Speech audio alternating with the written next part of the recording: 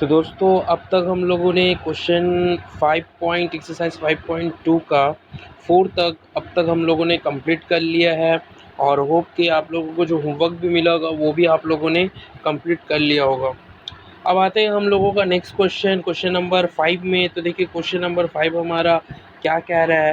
Question number 5 हमारा कह रहा है कि अगर दो रेशियोज A:B और C:D आपस में ऑपोजिट रिलेशंस रख रहा है तो बताइए अगर उनका रिलेशन क्या होगा जब अगर उनको उल्टा रिलेशन उनका कर दिया जाए।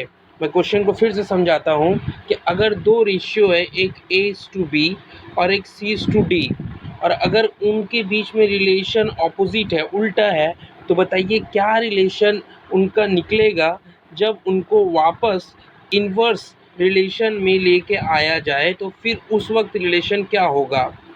आते हैं हम लोग सॉल्यूशन में। ये हमारा सॉल्यूशन रहा नंबर 1 का, जिसे बोला था कि अगर A:B और C:D ये दोनों आपस में ऑपोजिट रिलेशंस रख रहा है। ऑपोजिट रिलेशंस मतलब एग्जांपल के तौर पे मान लीजिए ये 2:1 है, A के जगह 2 और B के जगह 1 है, और C:D वो 1:2 है।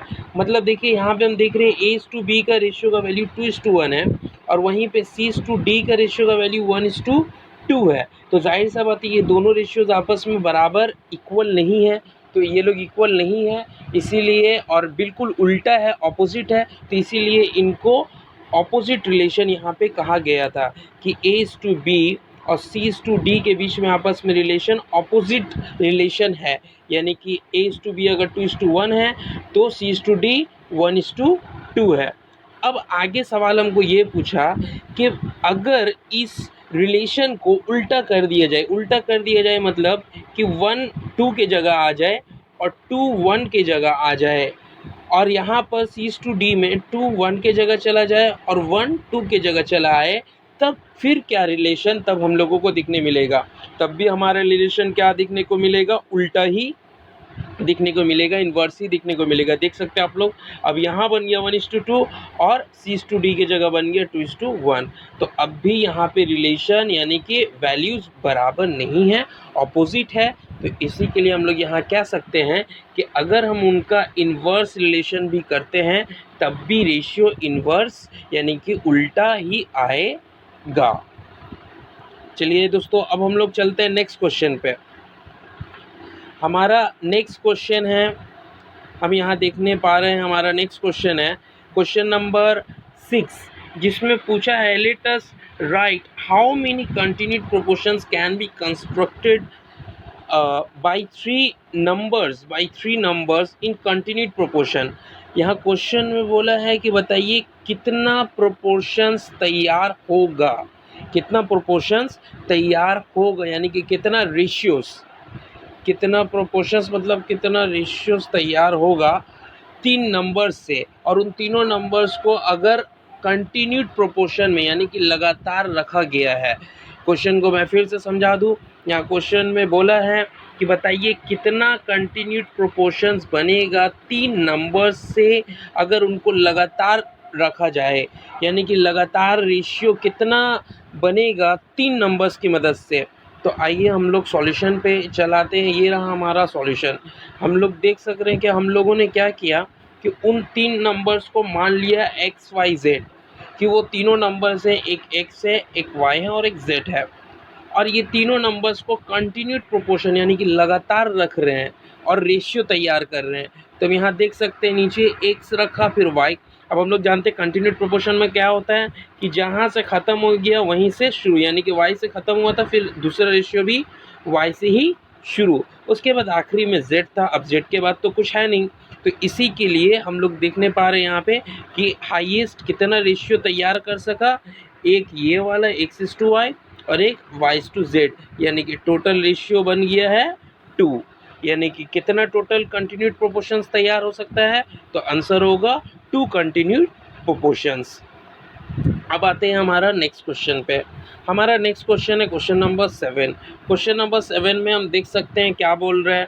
क्वेश्चन नंबर 7 में बोल रहे हैं कि अगर पहला और दूसरा 5 नंबर्स है 5 नंबर्स है कंटिन्यूड प्रोपोर्शंस में, उनमें से अगर पहला और दूसरा नंबर आपको दे दिया है, एक पहला है 2 और दूसरा है 6, आपको बोला है बतलाइए वो 5th नंबर क्या होगा। क्वेश्चन को मैं फिर से अच्छे से रिपीट कर देता हूँ, ध्यान से सुनिएगा।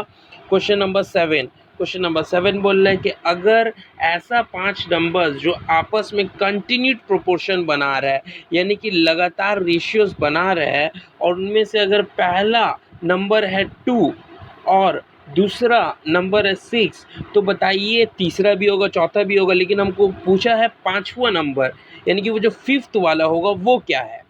5 नंबर्स लगातार रेशियोज बना रहे हैं, जिनमें से पहला नंबर और दूसरा नंबर हमको दे दिया है, एक है 2 एक है 6, हमको बोला है 5वां नंबर क्या है बतलाइए। तो हम लोग इसको कैसे करेंगे, और इन लोग सब हम लोग जानते हैं कंटिन्यूड प्रोपोर्शन में। तो आज ये सॉल्यूशन देखते हैं। तो हमने मान लिया कि वो पांचों numbers A B C D E होगा। मान लिया वो 5 numbers A B C D E है, और ये पांचों का पांचों कंटिन्यूड प्रोपोर्शन में, यानी कि लगातार रेशियोज बना रहा है। तो कुछ इस फॉर्मेट से हम उसको लिख सकते हैं कि ए लिखा, फिर बी, अब कंटिन्यूड प्रोपोर्शन है तो जहाँ से ख़त्म हो गया बी से ही शुरू, फिर सी के बाद फिर एक प्रोपोर्शन साइन, फिर सी से ही शुरू होगा, फिर डी के बाद फिर प्रोपोर्शन साइन, फिर वो अगेन डी से शुरू होगा, और आखिरी में ई है तो ई पे जाके ख़त्म हो जाएगा। अब हम लोग इसी चीज़ को हम लोग जानते हैं, और कैसे लिख सकते हैं,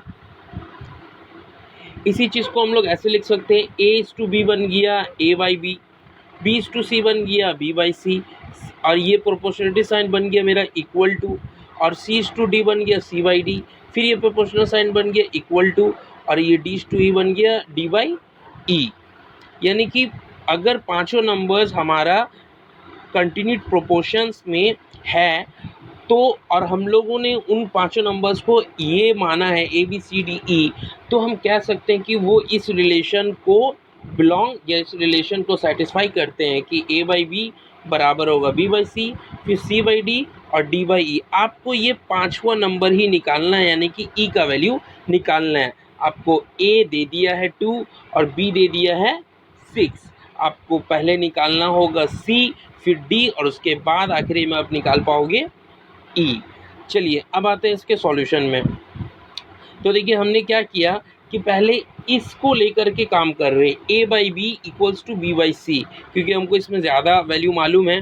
तो क्या किया, A by B equals to B by C वाला को लिया, ए के जगह बैठा दिया हमने 2 और बी के जगह बैठा दिया हमने सिंपली 6, फिर यहाँ इक्वल टू दिया और बी के जगह हमने बैठा दिया 6, और इस सी को निकालना है तो यहाँ खाली सी लिखा। अब ये सी इधर चले आया तो देखिए सी यहाँ आ गया है, और ये 6 यहाँ चला आया, यानी कि हम देखने पा रहे हैं कि सी यहाँ आ गया है, और ये 6 ऊपर क्रॉस मल्टीप्लाई होके इस 6 से मिलके बन गया 36, और ये 2 हमारा नीचे आ गया। 2 से 36 को काटा गया तो सी का वैल्यू आ गया 18। ठीक है दोस्तों, तो हमारा सी का वैल्यू हमने निकाल लिया। अब हम लोगों को बी का भी वैल्यू मालूम है, सी का भी वैल्यू मालूम है, तो अब हम लोग इस रिलेशन में चलेंगे जहाँ से हम लोगों को डी का वैल्यू पता करना है, मतलब एक ही चीज़ रिपीट हो रहा है।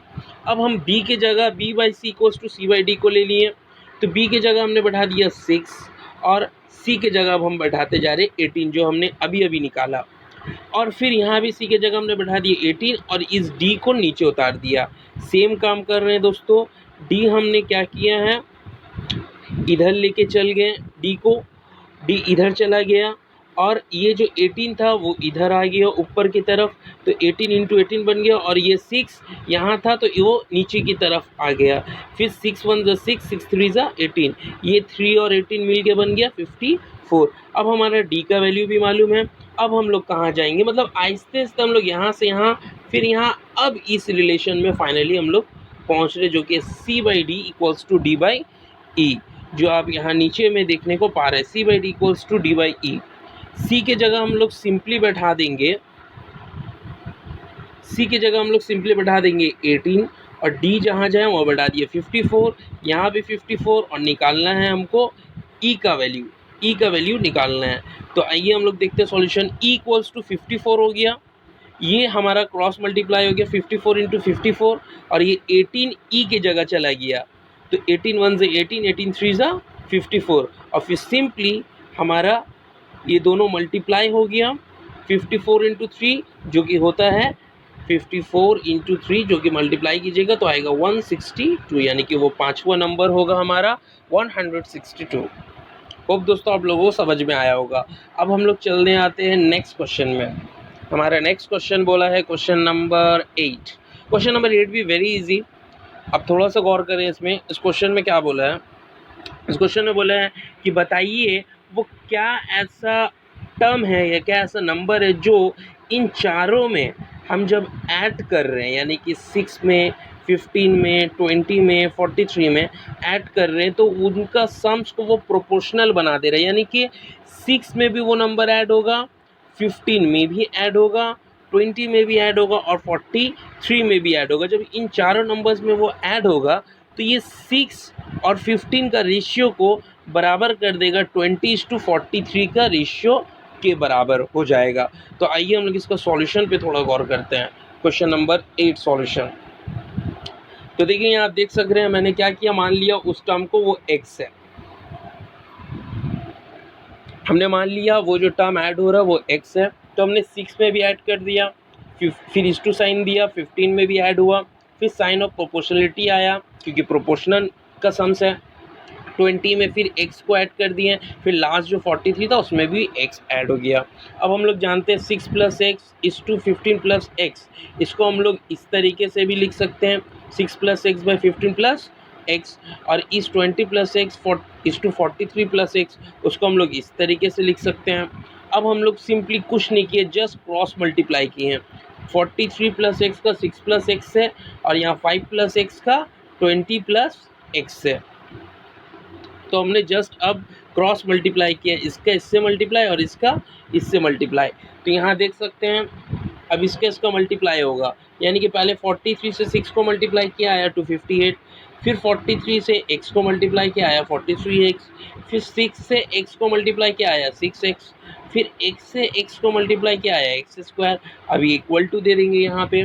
उसके बाद 20 × 15 300 हो गया, फिर 20 × x तो बन गया 20x, फिर 15 × x बन गया 15x, और ये x और यहाँ का x मिलके बन गया x²।